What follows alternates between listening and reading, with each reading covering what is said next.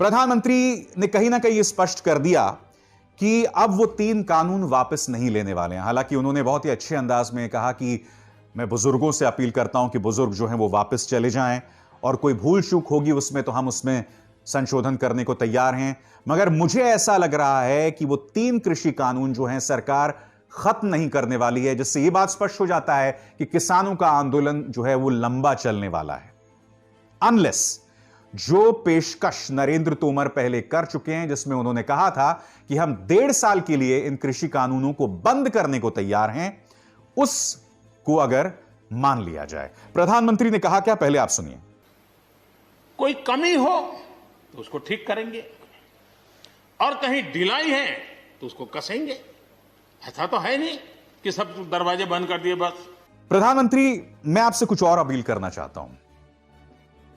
जब पत्रकार मनदीप पुनिया तिहाड़ जेल से निकले थे तो उन्होंने कहा था कि जेल के अंदर कई किसान बंद हैं जिनकी कहानी मैं लिखकर लाया हूं। यही नहीं, इस खबर के मुताबिक बहुत बड़ी तादाद में किसान लापता हैं, उनका पता ही नहीं चल पा रहा है। प्रधानमंत्री, जब आप किसानों के दर्द की बात करते हैं तो मैं जानना चाहता हूं कि आपकी सरकार इन किसानों के बारे में, खासकर जो लापता किसान हैं, उसके बारे में क्यों कुछ नहीं कह रही। उनके परिवार आज भी उनका इंतजार कर रहे हैं। उन किसानों की बात लिखने को देशद्रोह मान लिया जाता है। किसान नवरीत सिंह, उसका परिवार क्या कह रहा है? उसका परिवार यह कह रहा है कि जो पुलिस यह कह रही है कि उसका ट्रैक्टर पलट गया और उससे उसकी मौत हुई, वो सरासर झूठ है।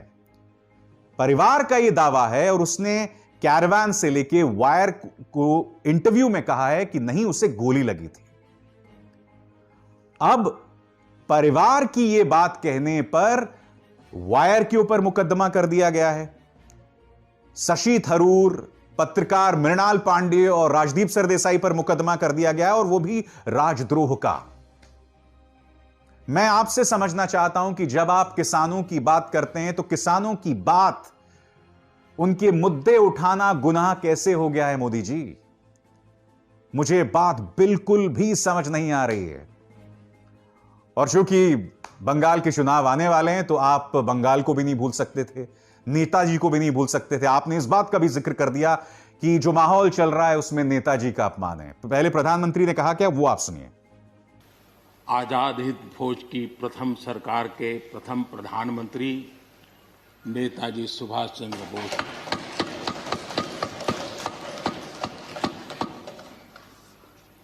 और संयोग है कि 125वीं जयंती आज हम मना रहे हैं। लेकिन दुर्भाग्य इस बात का है कि जाने अनजाने में हमने नेताजी की इस भावना को, नेताजी के इन विचारों को, नेताजी के इन आदर्शों को भुला दिया। और उसका परिणाम है कि आज हमको कोसने लग गए। प्रधानमंत्री, मैं आपको बात बता दूं, नेताजी की शख्सियत के बारे में। नेताजी ने अंग्रेजों के खिलाफ आंदोलन किया था, उसके खिलाफ बगावत की थी। भारत छोड़ो आंदोलन में जिस तरह से आरएसएस ने घुटने टेक दिए थे और एक लंबे अरसे तक इन्होंने अपने मुख्यालय में तिरंगा नहीं फहराया था और जो लोग तिरंगा फहराने गए थे उन पर कोर्ट केस कर दिया था। नेताजी की शख्सियत बिल्कुल अलग थी। उनकी आजाद हिंद फौज में सिख भी था, हिंदू भी था, मुसलमान भी था। वो निहायत ही सेक्युलर आदमी थे। इसलिए जब आप नेताजी की बात कर रहे हैं तो नेताजी के उसूलों का अपमान तो पिछले 6 सालों में हो रहा है। क्या प्रधानमंत्री, आप इस बात से बच सकते हैं? मुझे बताइए ना, क्या यह बात सच नहीं है कि जिन मुद्दों पर, जिन तथ्यों की बात नेताजी ने अपनी जिंदगी में की, उन तमाम चीजों पर, उन तमाम चीजों को दरकिनार आपकी पॉलिटिकल पार्टी पिछले 6 सालों से कर रही है। फिर जब आप नेताजी की बात कर रहे हैं तो मुझे बहुत बेईमानी लगती है।